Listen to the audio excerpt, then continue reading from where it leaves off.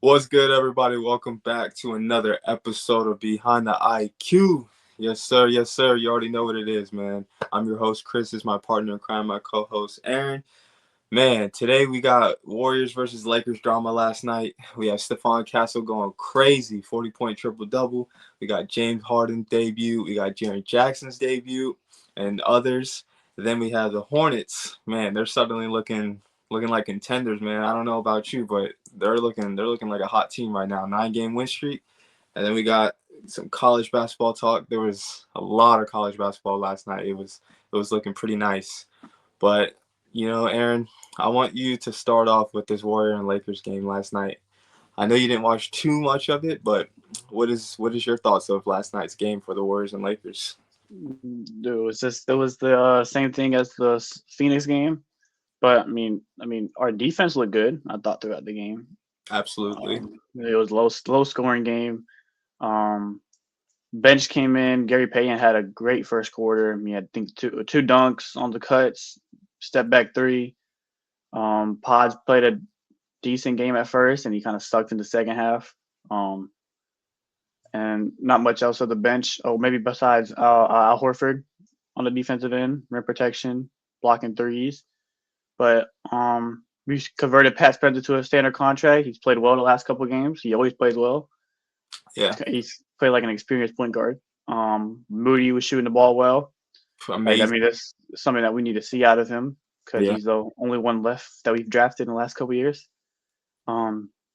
Gee Sandals been finding his spark. We couldn't hit the three ball like that crazy last night, but Mm-hmm. um, he was doing everything else, all around guy, hustle guy that he usually is. And Melton couldn't get going at all. If Melton could have got going, my fault, probably would have won. But No, we probably would have won that game if Melton would have, had a scoring game. that's all I gotta say. Defense looked good. Yeah, our Then defense. let Austin Reeves score. Yeah, it's still on a minutes restriction. Still on a He didn't minutes. score. And then we had LeBron. LeBron always has a great game versus us for I some wouldn't reason. even say a great game. Shot 30%. I mean, he always had a triple double. So Fuck a triple double. Pat Spencer almost had a triple double. did he? Yeah, if you want I to mean, count that as almost 5 rebounds and 7 assists, that's almost right. oh, I didn't know he had 7 assists. I thought he had like five. But yeah, see, He Pat, playmaking like crazy. he's earning that contract, man. He just signed his contract, and he's Um, definitely earning it for sure. That man's we don't even need Steph Curry no more. okay. Let's pump the brakes. Relax, relax. We need Steph Curry. If we don't have Steph Curry, we're not going no promised land, no playoffs. Probably not even gonna make the play in without Steph. Don't disrespect the king like that. But I mean, the biggest thing about this matchup wasn't even the score. It was literally just defense. Our defense on the Warriors side was amazing. Lakers defense, already know how that is. Lakers defense is not really up to par. It's really a Uh, it bottom tier. wasn't that good. We just couldn't hit shots. Yeah, exactly. If we would have just continuously hit shots consistently, we would have been all right. We shot like maybe like 50 to 63s total that whole game. That's insane. That's insane. It But was that's just the same thing against Phoenix. yeah, no. But I mean, that's what happens when you're missing Steph. We we have to make sure that the 3-point ball is spread around the whole roster because Steph's gravity's gone. So Steve Kerr's idea is just to put an X amount of threes up, and we shot 60 of them, Johns, and that explains Steve Kerr's systems fully. But I mean, Golden State versus Lakers is always a good matchup, even with the missing stars, Luka and Steph. It's still always a pretty good game. Um, but Austin Reeves was on a minutes restriction. Not really, not really his best game, but he's still trying to build up his fatigue. Build up his stamina. But yeah, I think we also should have getting back to the defensive part. We won the turnover battle. A big thing with us the last couple of years is we turned the ball over a lot, Yeah, and especially now without Curry, like I would expect more turnovers, but we only had 12. which is pretty good versus their 22. So we forced a lot. We should have had more on the fast break, but Mm-hmm. also we didn't get our shots going. So Yeah, no, if efficiency lost us the game. yeah, that's I was literally just about to say that the efficiency for sure. We got a lot of back cuts though. Like the Lakers, they gave up a lot of back cuts, especially They Bron. had bad vision. Yeah, Bron gave up a lot of back cuts. I'm not gonna lie. From that corner, I saw Gary Payton cut down to the baseline like almost every possession, and LeBron just gets lost. But I see that a lot with LeBron. Not even just versus us. Like even when he plays other teams, he gets lost with the back cuts, and that's because LeBron's like 41, so he's not really playing that much defense. You know what I'm saying? So it explains why he gets beat. Yeah. Luke Kennard made his debut for the Lakers. Yes, sir. Yes, sir. Hey, He had what 6 points, 8 points? 10, I Yeah. think. Yeah, 10. Okay. Hit Yeah, he two had threes. two threes. I was just about to say, yeah. Played a bunch of minutes. A bunch of people injured, but Yeah. I think with Luca coming back, he'll be a great piece. He could even slide into that starting spot, possibly, in my opinion. Maybe over Jake LaRavia, because LaRavia is not as consistent as Luke Kennard. Facts. Luke Kennard is shooting about 60-50 splits. Like, I think what stops Jake Lavervia and Luke Kennard like fighting for that starting position is because Jake's a little bigger, and then once you get Luca back, that starting five is going to get a little condensed because you have Luca and Austin Reeves, obviously running the helm of that backcourt.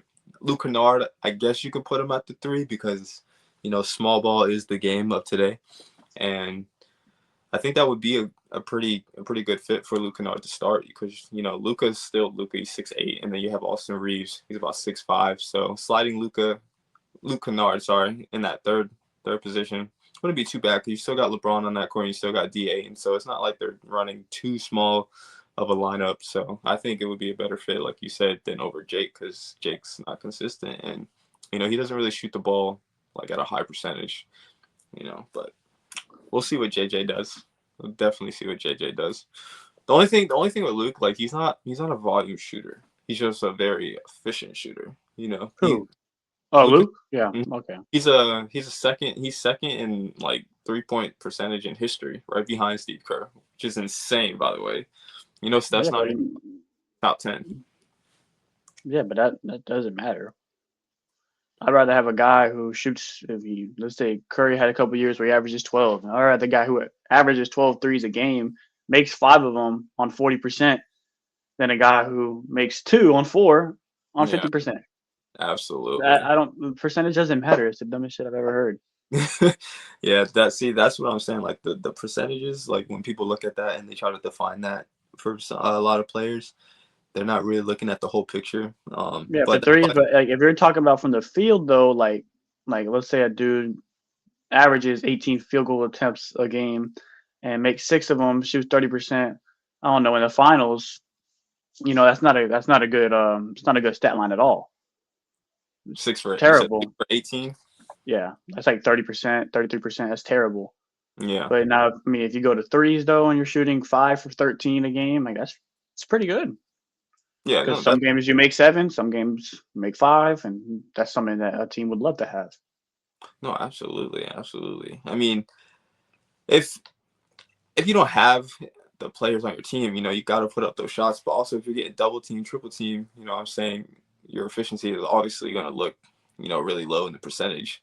So, I mean, not going to make a lot of shots versus like 3 people in your face. So, I mean, Yeah. it's not really always the player's fault. So they're just getting their shots. No, but then sometimes you gotta be able to create. Yeah, but That's it's what hard to becoming an create. all around It's player. hard to create. It's very hard to create when you have a double team and a triple team. You know what I'm saying? Not I mean, really. the only person that really does it is Steph, because Steph can move without the ball though. That's the thing. Yeah. You never seen another player that moves off the ball like Steph. So of course, when he gets double team and triple team, it's a little easier for him because he can just give up the ball and then relocate and then get the ball back, and then because once he gives up the ball, that double team and triple team, is gone. So it's a lot easier for him, but he's still getting double team, triple team, quadruple team, especially when he drives to the hole. There's like 5 players just on his head, not even paying attention to the other players. But that's why I'm so grateful that Steph has Draymond. Like I was very happy that they didn't get rid of him at all at the trade deadline. Mike Dunleavy once again wants to lie and say that Draymond was never on the table to trade. But I don't see how Draymond wasn't on the table, because if you were going to get Giannis, you're either trading Draymond or Jimmy Butler contract-wise. You know what I'm saying? And they already said they weren't going to trade Jimmy Butler. So Draymond was literally the only choice to trade away. So Mike Dunleavy was trying to sell a dream again, just like he did with Jordan Poole, saying he wasn't going to trade him, and then 4 days later he trades him. You know what I'm saying? So it's just weird energy over there for sure. Yeah, but moving on, let's talk about Stephon Castle's big old 40-point triple-double. Had 40, 12, and 12 he went 15 for 19 from the field. Shot really efficient. Got down the fast breaks, got the lobs going. Just played an all-around game and looked great. Oh, yeah, absolutely. I mean, it wasn't just scoring, it was command, pace control, and just making the right reads. Castle, I love Castle's game. Once he gets a consistent three-pointer, he's going to be amazing. He's already amazing, but once he gets that three-point, more consistent, he's just going to be, pretty unstoppable. I'm not going to lie. I wouldn't say consistent. I don't think three-pointers are his like he can make them. He went 3 for 5 last night. He can make them. It's just his game is more of getting downhill, getting to the rim, and then playing off a two into the paint area and kicking it out, playmaking, creating for his guys, or getting the step through and getting the float. Like, that's his game. And Yeah. I mean, 3 balls coming through. I mean, he had 3 last night, but That's last night. A lot of the other games he only makes 1 or he'll make 0. But But there's not a volume shooter.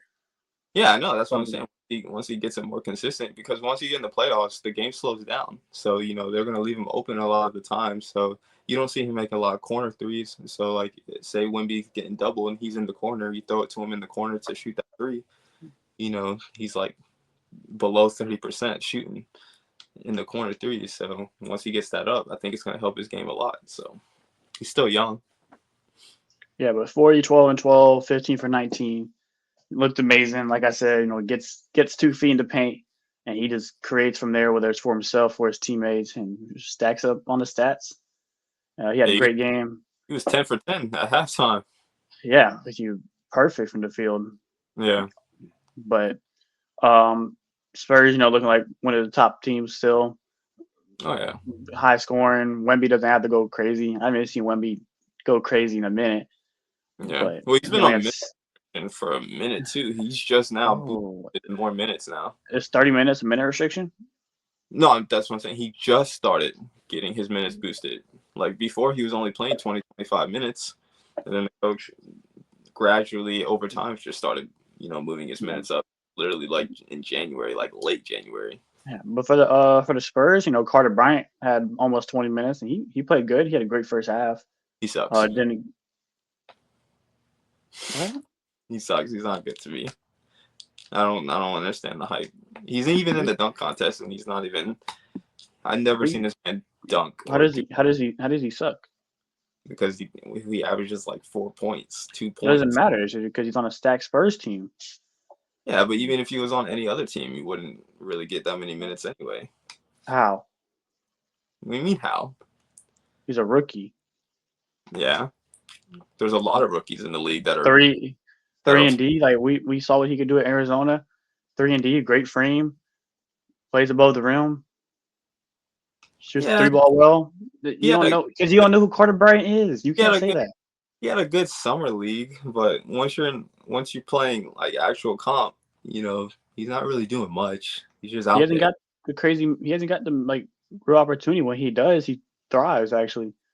Plays great defense. He locks down, like hustles, dives on balls. Defense. He can shoot the ball too. No, he cannot shoot. You've never watched him a day. Where'd he go to college? I just watched him yesterday. He went to Arizona. You just said it. Okay. He doesn't do much. I'm not really that big high on him at all, because I'd rather just play Keldon Johnson. Well, obviously, you're going to play Keldon Johnson. I'm saying like he has potential in like his career. Can't hate on a dude who played 10 games and he hasn't had many minutes. You can't do that. He's all right. We'll see what happens in the future if he's still on the team, if he's even still relevant in the next 5 years. That's really Okay. gonna that's really gonna explain to me if he's good or not. If you're relevant and still in the league in 5 years, not just Anyways, one. Marvin Bagley made his debut too for the Mavericks. You Who? know, and he had a good little double off the bench. Maybe could be a big man that they need due to Lively being hurt. Um, Did he Gafford, start? Did he start? no, Oh, but he could be a big man that the Mavericks can use. Maybe even have a late career surge due to Gafford always being hurt. AD's got traded. Lively's out for the season, so we can see where he goes. I believe Coop like hurt his knee in yeah. the He got third, fourth quarter. a little injury. Hopefully he's okay because he's been killing it lately. Yeah, he's had like 5 straight games with like over 30. Over like 35, yeah. Yeah, he's been Um, impressive so far. but yeah, Spurs, killing per usual. They look great. Stephon Castle had a great game. He'll probably be an All Star next year. And Oh, I think Spurs can be a little scary in the playoffs. oh yeah.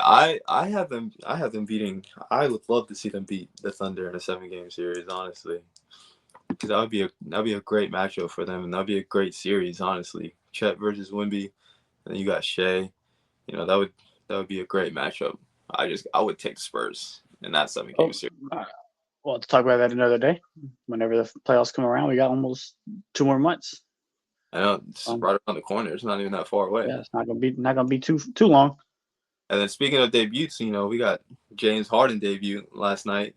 I don't know how he's gonna fit in moving forward. But last night he looked amazing. He was shooting efficiently. Took him a little time to get into groove and you know build up his offensive game. But he had 19 points. He had 8 assists. He had 23 points. 23 points. Okay, there you go. So he had 23 and he had 8 assists, and them. That's just what he does. He Yeah, passes. it was a slow first half for him and Donovan Mitchell. Yeah, Jared Allen got going. Jared Allen was killing. he had 30. Yeah, Jared Allen had a great 30. game. But the way I saw the looks of it, they ran a bunch of like small ball lineups with Jared Allen being their center, and like their four would be like Keon Ellis or Sam Merrill. Saw a couple of those lineups in. Mm-hmm. Well, because they don't have the craziest amount of size at the moment. Jalen Tyson's running their four, especially without Mobley. But James Harden is playing like that second option, or he looked like he was playing like that second option last night. He was clutch in the fourth quarter, hit big threes. They shouldn't be close with the Kings at all, but But I mean, it makes sense. it's first game. Yeah, His playmaking took the ball out of Donovan Mitchell's hands, let him roam around, and yeah. got his shots off. So Mitchell still at 35. Um, but it was a good game or a good first game. I'd say. I still want to see more. I can't say much because one game doesn't prove um, the No, whole scheme of things. yeah, and plus he played the Kings at the end of the day, so that's definitely not gonna give you the whole picture Yeah, on what Harden can do with the Cavs. But I mean, James Harden, he had 11 points in the fourth quarter. He was 3 for yeah, 3. great third or fourth quarter. Yeah, and him and Jared Allen is gonna be nasty. I can already see it. Yeah, And I then can't. I just want to see Mobley come back I was just about to first. say, you plug in Mobley too, man. I would tell you that pick and roll, pick and pop could be there. Mobley Mm-hmm. wants to work on his three. He's been shooting a little bit. Yeah, I want to see it happen. it's definitely gonna be scary. I can't wait. But I mean, what what my question is how is Harden going to perform in the playoffs with the Cavs? You know what I'm saying? Because we already know how Harden is during playoffs, and he either has a good game or he has like consistent bad games, and Well, that's just the thing. we can't. I don't think we can answer that question yet because we've only seen one game. We got to see still how he fits in, especially with Mobley and how they perform together, the chemistry that they can have. Yeah, So, but I think if Harden's playing as that second guy, playing as a point guard, pick and roll. Oh, look, Mitchell's on a screen on a lift. Boom, hit Mitchell off the curl, let him get downhill. Thing he does best. Or Harden hits the lob threat, or he can does a little step back. I mean, I don't see Harden underperforming in the playoffs this time around.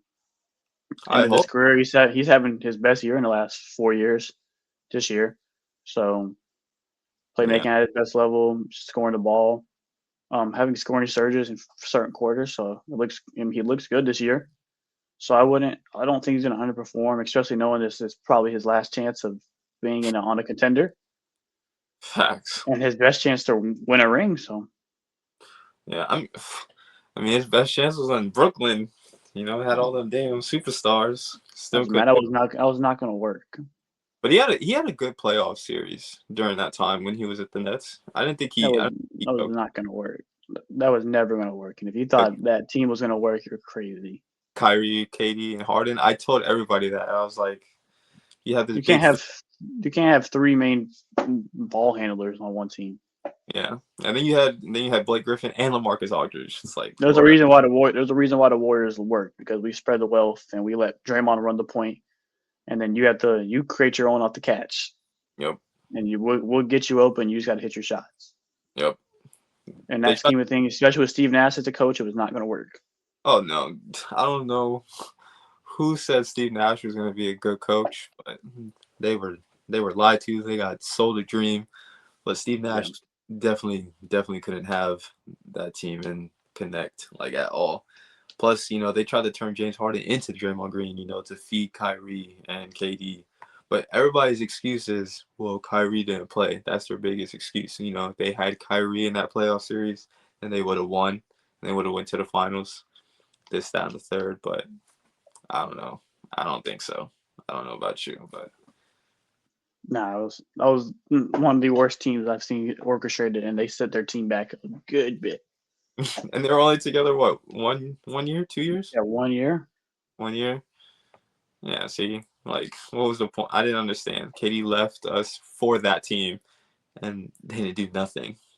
You know, that was just a waste of time, a very big waste of time. But yeah, Harden had a good game. Great fourth quarter, clutch, hit a clutch threes. Props to him. But let's move on to another big debut, and it was Jaren Jaren, Jackson Jr. yes, sir. He had a great, Um, great game. yeah, I mean him and Laurie they connected. Keontae only played 13 minutes, so I still got to see. Still want to see them like fully healthy. I think next year they'll be actually a good team. Like I don't, and they're not. I don't think they're trying to win because they want that lottery pick or they want a top 5 pick because they want to be winners next year. But Jaren had 22, 4 rebounds. Like he needs to rebound the ball, but defensively he was there as he usually is. Laurie had 27, so they kind of fit together well. Nurkic had 14 rebounds, 6 assists. So you could see the lineup of the 7-footers in play. Keontae barely played, Yeah, he but just came back off an injury, so it makes yeah, sense.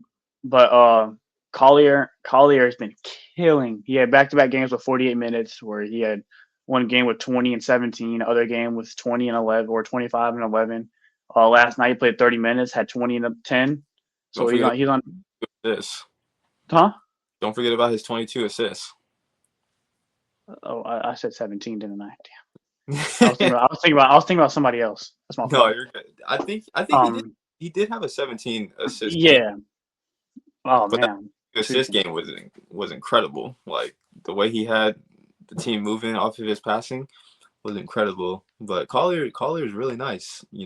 Way better than Bronny James for sure by a long shot.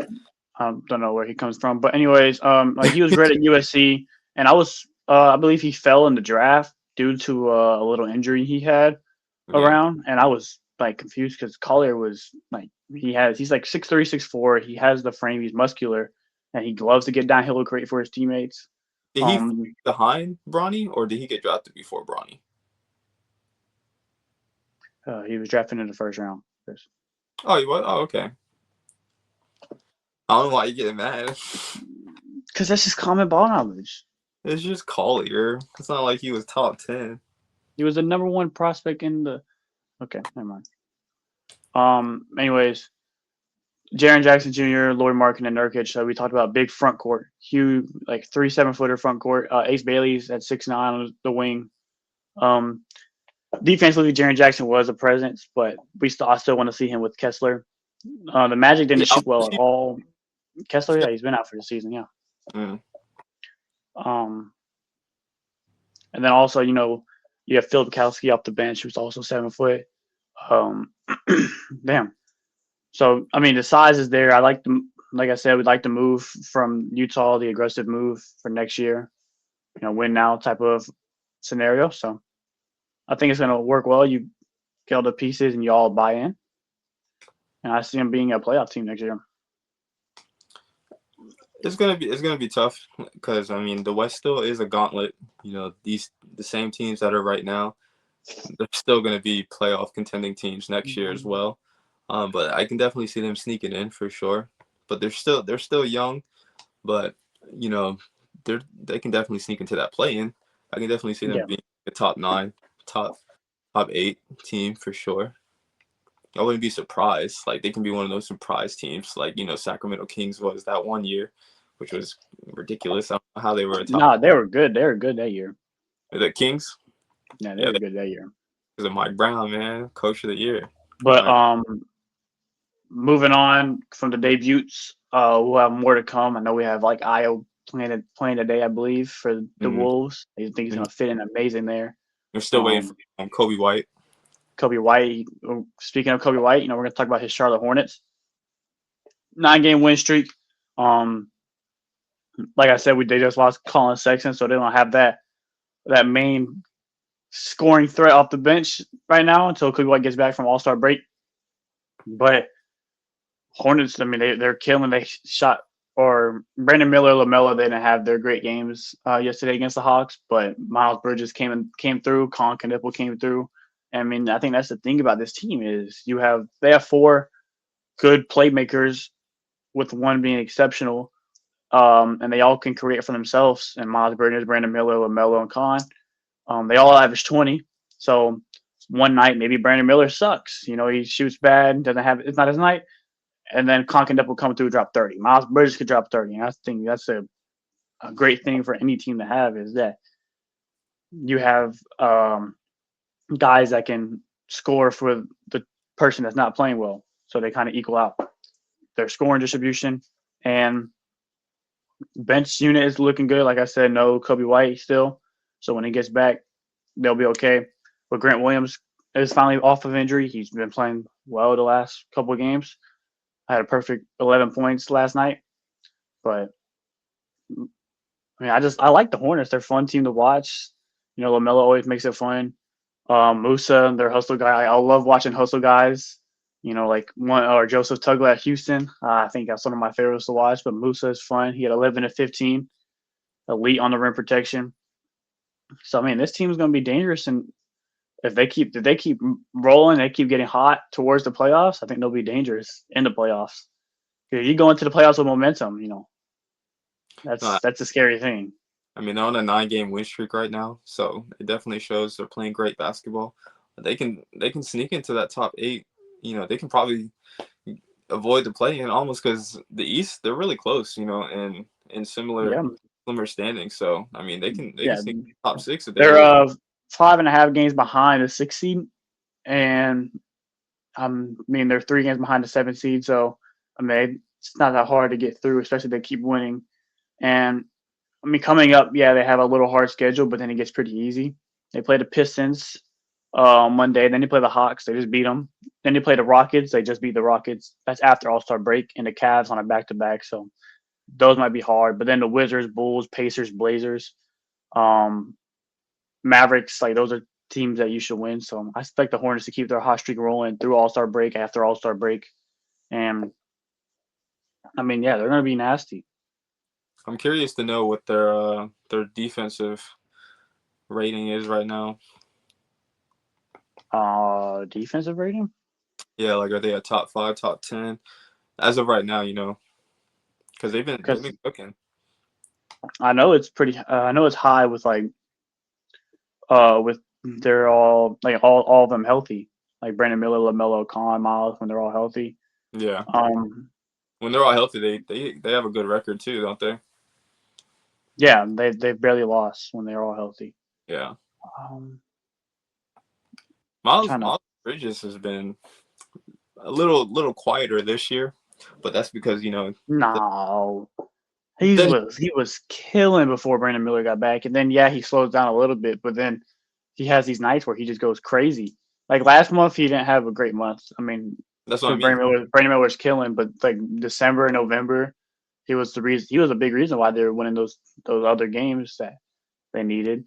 And then now, like especially last night, picked it up, had 26 on 10 for 13. Like Yeah, Miles Bridges is they have four guys who are very like none of them are really selfish, and they do great off of flare screens, go screens. Um, they that play. gets them all open. They play basketball, and all of them can shoot.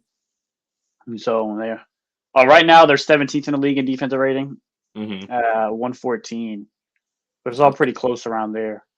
But Okay. then if we go to offensive rating, they're seventh. So Seventh in the league. yeah, Wow. I believe they're number one in their last like 20 games. So Yeah, see that. I can definitely see that. They're definitely looking like the best team the start of the year for sure. oh yeah, since 2026 for sure. Yeah, I don't really see anybody else that's like above them as of right now.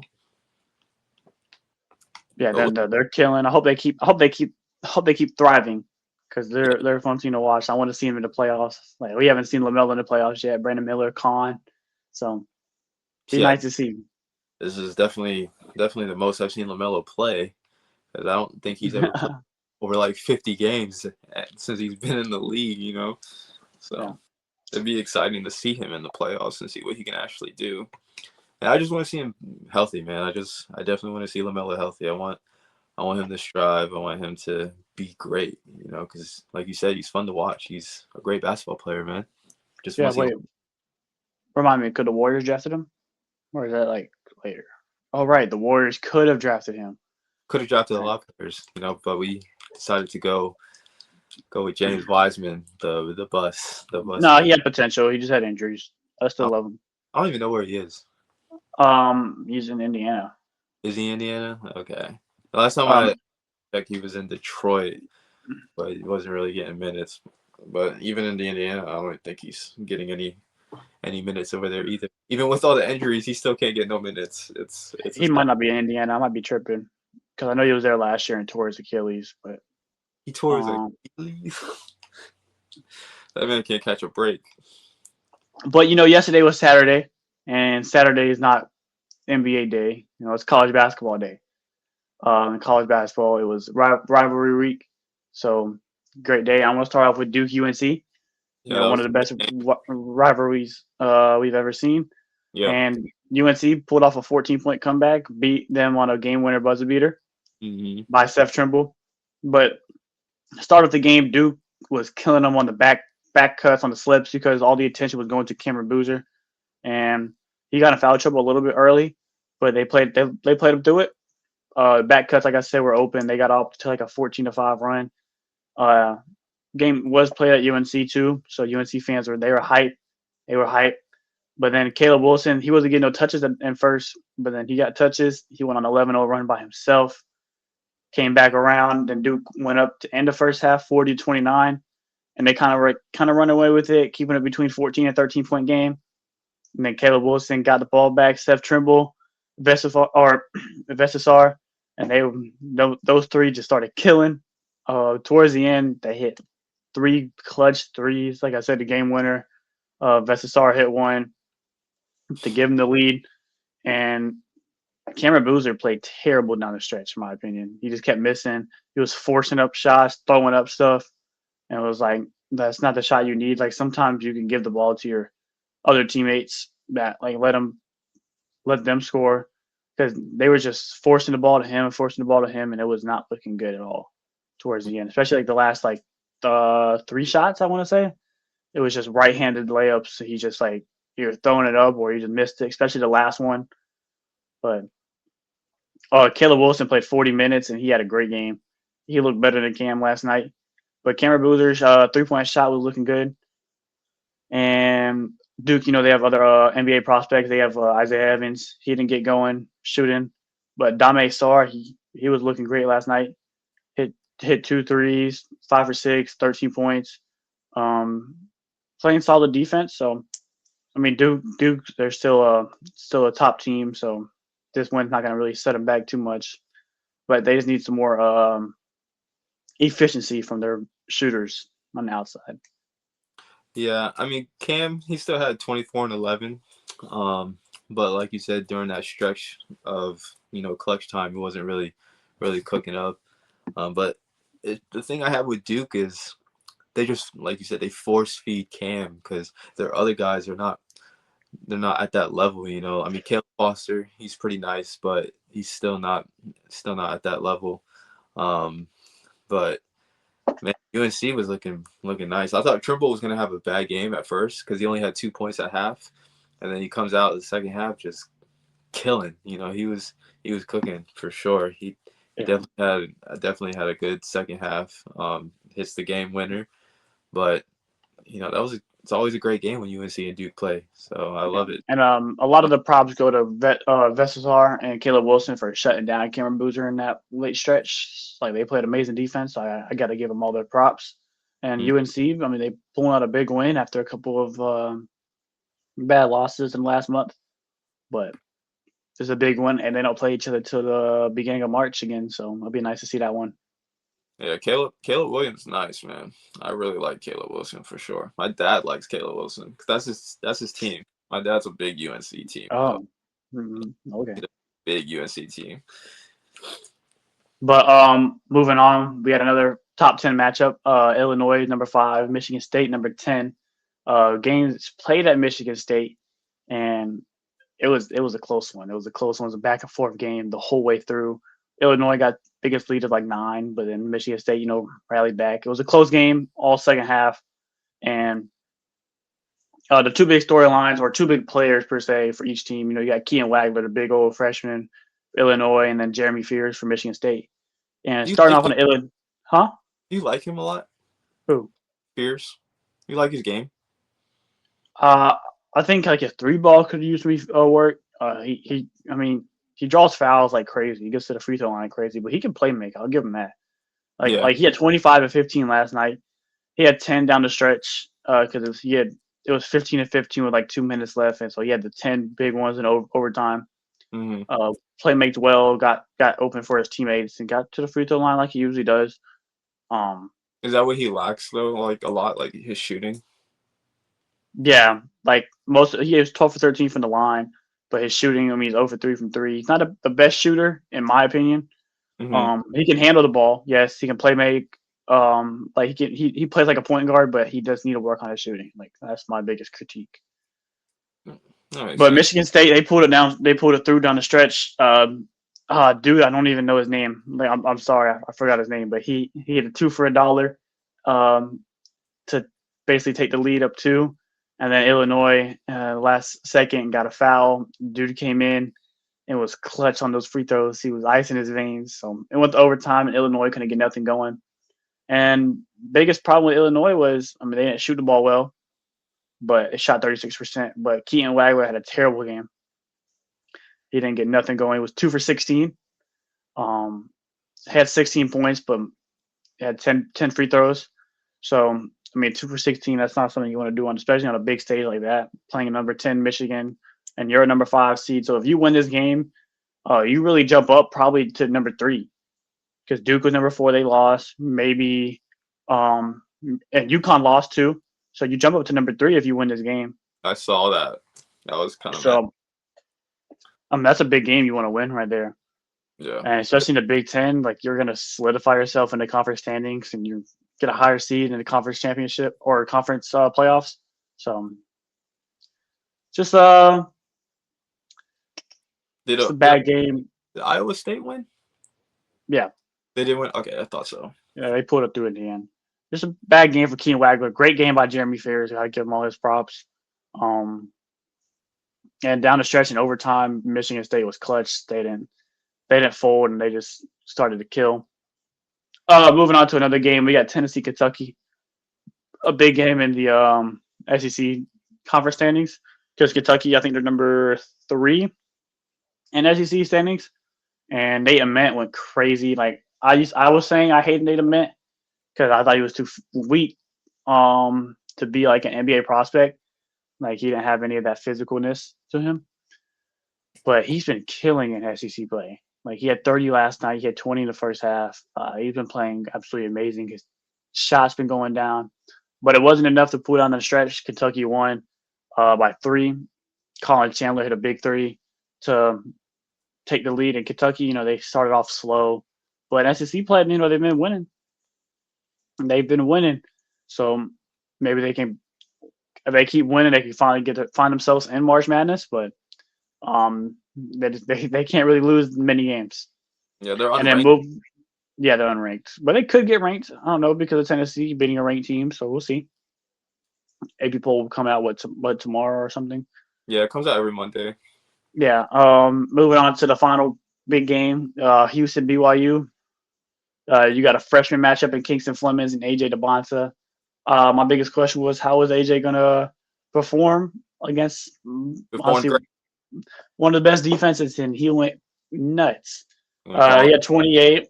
He was hitting clutch threes in the second half. One to put him up in the lead or tie the game 46-46. Hit another nice one to bring it back clutch. But they lost by 11 down the stretch. Richie Saunders had a bad game. He couldn't get going. That's just secondary 20-point per game score, which sucks. But AJ and Rob, they had great games. And for Houston, like I said, it's that defense. Joseph Tugler, they started off the game physical. They were showing him it's going to be a physical game. It's like nothing easy. And Kingston Flemings, he had a decent game. But the thing about AJ, I like, he plays defense. Like I said, he has a great frame, but his defense is nice. Plays great defense. Another freshman, Chris Sinek. He had a good game. His mid-range game looked great. Post work, he looked good. But Houston, they're a tough team.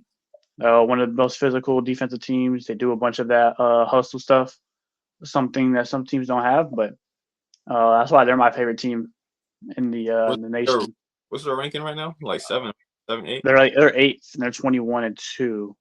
But Yeah. okay, let's see. Let me pull up the rankings real quick.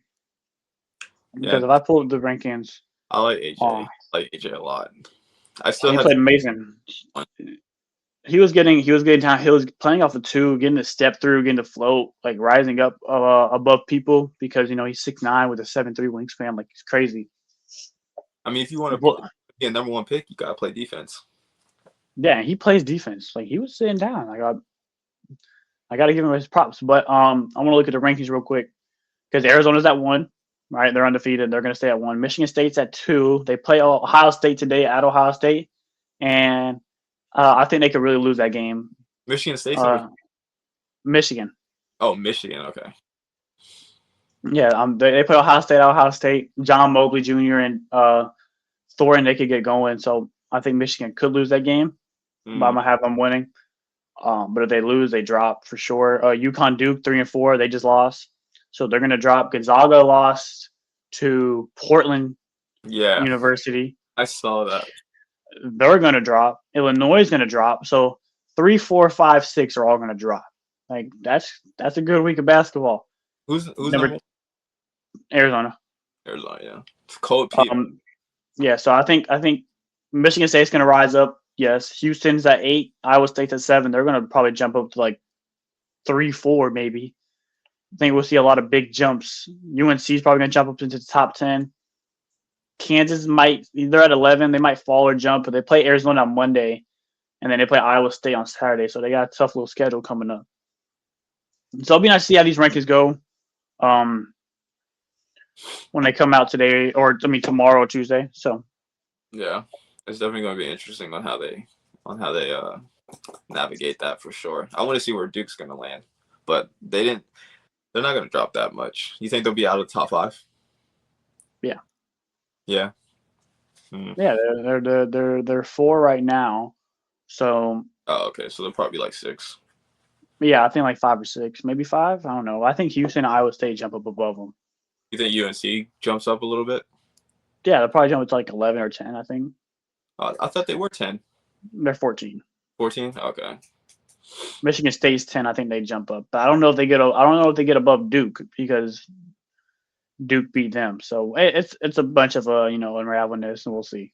Yeah, so, Arizona would remain. So you say 1 and 2 is probably going to remain the same, unless Michigan loses to Ohio State, which is still possible. Mm-hmm. But Ohio State, right? Huh? Ohio State's on ranked, aren't they? Yeah, but they got guys. They got shooters over there. So Okay, and it's in Ohio State, so that can help them. And they played earlier in this year, and I think I believe it was a close game. So, Yeah, it's but gonna be interesting. enough of college basketball talk. We'll get back to it during the week. It's Yeah. time for our final segment, and it's the cue of the day. Cue of the day, man. Cue of the day. Cue of the day. And it's my cue today, so I'm Yes, sir. actually excited. So this is gonna be a little off topic. We're gonna transition to something different. So my cue today for you, Aaron, is who do you think is gonna win the Super Bowl today? Super Bowl. Super Bowl, Um, man. Who do you think is gonna win the Super Bowl? You got Seahawks, um, Patriots. Give me your dub prediction. you're gonna call 'em- or I think this is a big, simultaneously. I don't even know the word consensus. Consensus. I'm taking the Seahawks by at least like 2 scores. Um, Okay. Seahawks are going to dominate them, in my opinion. Mm-hmm. Patriots, like I see a bunch of people saying Drake May should have won MVP. They lost by 1 vote, but I mean the stats show Drake May didn't do anything what Stafford did.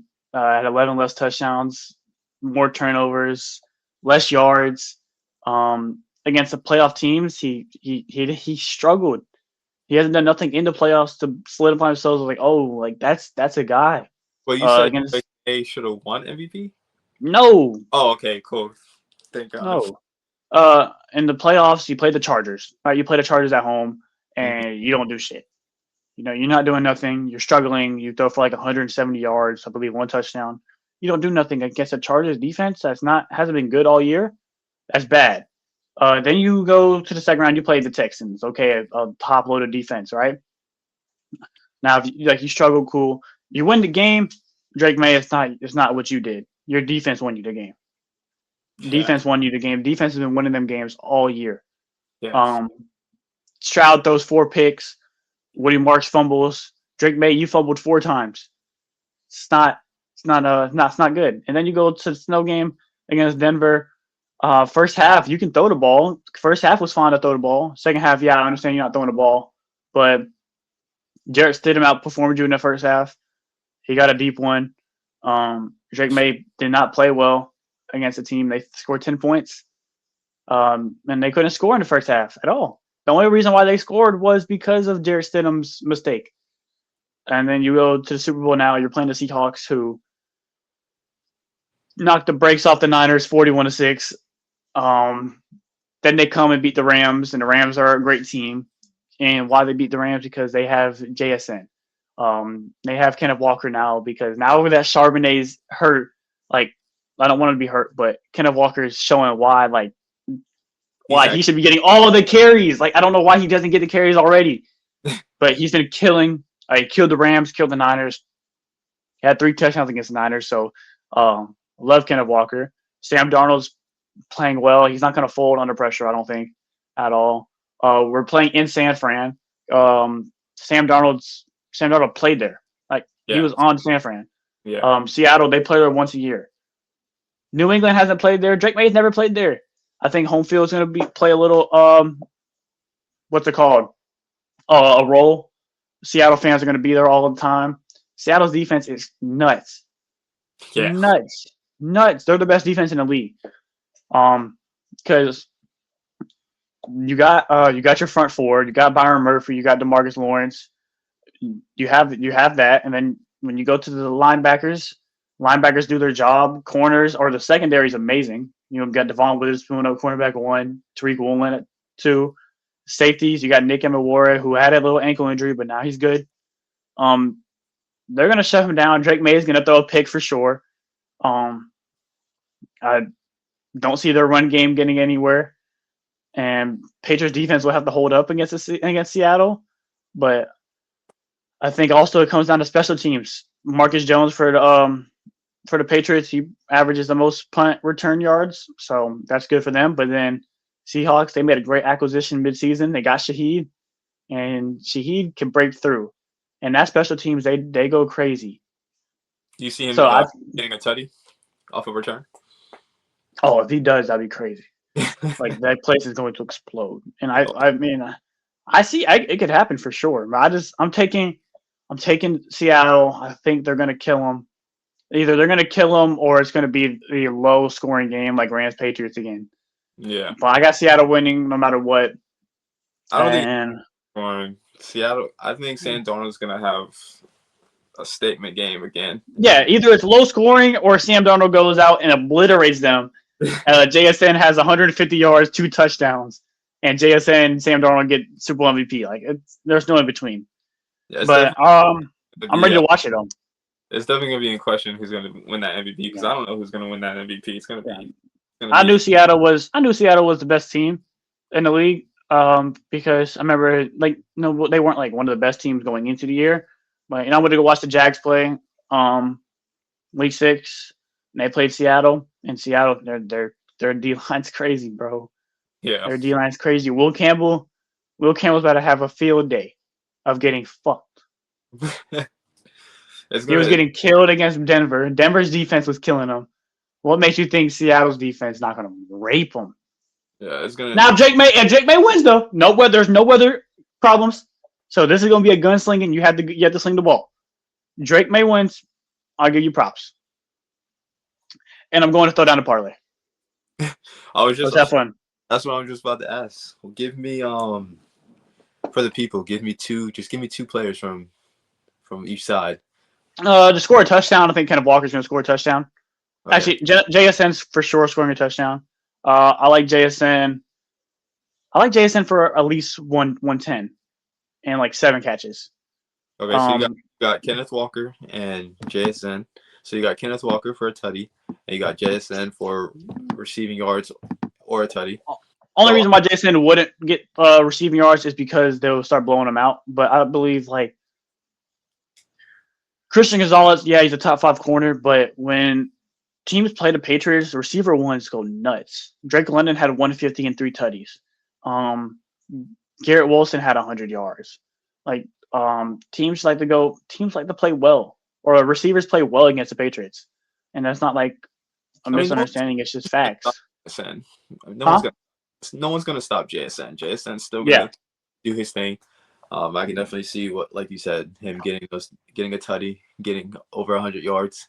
I wouldn't be surprised if he went under 100 yards, but he'll still have a big game, impactful game. Yeah, and then if you can touch JSN, so he's gonna be on the right side, Ryan White. Yeah. As a touchdown. Who on the Patriots do you like? Do I see anything? I like Hunter Henry. No. I like Hunter Henry. I think he's going to get the ball a lot because I think Drake May's going to do a lot of checkdowns because Seattle's defense is really good. So I see him getting rushed a lot, and Hunter Henry's going to be his safe spot, So I can definitely see him getting a lot of touches. I'm kind of curious to see how they utilize the running backs. Like Ramondre's been getting the majority of the carries in the playoffs, but then like Travion, he's had his games where he can just break. So it'll be nice to see there. But I think, like you said, it has to be a gunslinging. I like Drake May's rushing yards. I go on that. Yeah. I'd like that. I wonder what the prop is for that, but it's going to be a good game. I'm excited. I'm ready. I'm just ready for halftime shows. Everybody tune in for Bad Bunny, man. Benito is on the way. He's on the way. Get ready for the halftime show. That's like the highlight of the night, for me at least. I don't know why you have that look. Just because you don't know any Bad Bunny songs doesn't mean the whole world doesn't. It's the most streamed artist in 2025. You better put your ears on. Get to know that man. Stop hating. Okay. I'm telling you. Okay. Let me put you on. I'll be in the other room on my phone. Yeah. Until he brings out Travis Scott. What? That's sad. You're gonna be on your phone during the halftime show. Yeah, I'm not watching Bad Bunny. That's crazy. Until he brings out Travis Scott. What? He's not bringing out Travis Scott. All right. If he does, you owe me $20. That's a bet. You already owe me $10. But that's okay. That's okay. But anyways, guys, we are going to wrap up the episode right then and there. Appreciate you guys tuning in. Appreciate you guys for just watching every episode. We definitely appreciate that. We just want you guys to hit that like button, man. Please hit that like button. Hit that subscribe button, man. And, man, things are up. 2026 is looking pretty nice. But, yeah, we're gonna end things there. That's gonna wrap up Behind the IQ's episode. You already know what it is, man. I'm your host, Chris. This is my partner in crime, my co-host, Aaron. And we'll see you guys in that next episode, man. Yes, sir. Boom.